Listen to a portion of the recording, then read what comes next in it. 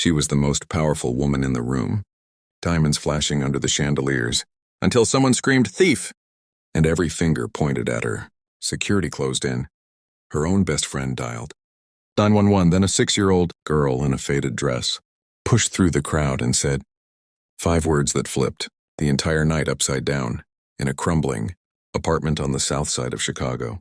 Marcus Hayes worked double shifts as a night janitor just to keep the lights on for his daughter, Lily, 6 years old, bright brown eyes, and a smile that still believed the world was kind. Eviction notices piled up like snowdrifts. One morning, Lily found a glittery invitation stuck under their door. An invitation to the annual Chicago Children's Hospital Gala at the Drake Hotel. Someone had dropped it in the wrong mailbox. Lily begged, "Daddy, it says every kid gets a wish granted." Marcus knew they didn't belong among millionaires, but he saw the hope in her eyes and borrowed a second-hand suit from the church.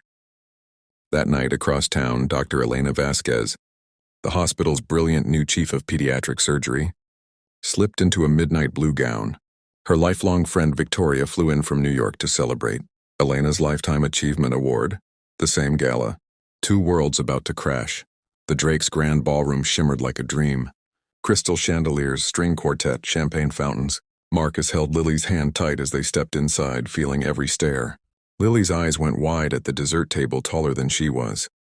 Elena stood on stage accepting her award, voice cracking when she thanked the children who inspired her every day.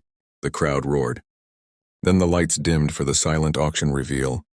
The centerpiece was the Star of Hope, a 42-carat sapphire necklace donated by an anonymous billionaire, proceeds going straight to the cancer ward. Security unveiled it under bulletproof glass. Cameras flashed. 30 seconds later, the glass case was empty. Alarms screamed. A waiter shouted. He saw a woman in midnight blue switch the necklace with a fake during the applause. Every head turned to Elena, the only person wearing that exact shade. Victoria's face went white. "Elena, tell me you didn't." Elena laughed at first, thinking it was a sick joke, until hotel security grabbed her arms. Guests gasped. Phones came out. Victoria, tears streaming, pulled out her own phone. "I'm sorry, I have to," she whispered. Dialing 911. "Yes, I'd like to report a theft." The ballroom turned into a cage. People Elena had operated on, parents she'd saved kids for, now looked at her like a monster. Marcus tried to shield Lily, but his daughter was staring at the dessert table, eyes narrow. She tugged his sleeve hard. "Daddy, I saw something." Before he could stop her, Lily slipped under a velvet rope and marched straight toward the growing circle of accusations. Lily's tiny voice cut through the chaos like a blade. "It wasn't the pretty doctor lady." Silence dropped.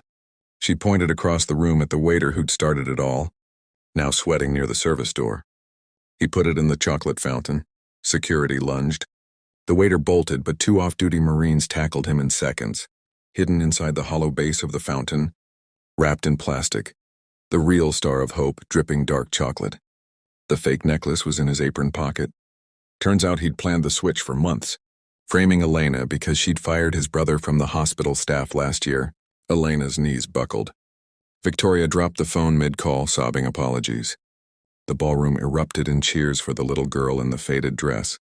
Elena knelt, tears falling onto Lily's tangled hair, and whispered, "You just gave me my life back." 3 weeks later, the eviction crew showed up at Marcus's door with padlocks. He held Lily while she cried, their few belongings already on the sidewalk. A black SUV pulled up. Elena stepped out. No gown this time, just jeans and the same soft eyes. She handed Marcus keys to a fully paid 3-bedroom house 10 minutes from the hospital, plus a trust fund for Lily's education. "Consider it back pay," she said, voice thick, "for the best detective I've ever met." Victoria stood behind her holding a giant teddy bear, still apologizing every 5 seconds. That night, Lily fell asleep in her own room painted sky blue, clutching the photo of her, Elena, and her dad under the gala chandeliers. Sometimes the smallest hearts see the clearest truth, and sometimes that truth changes everything.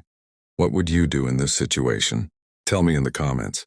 And if the story touched your heart, don't forget to like, subscribe, and share the video.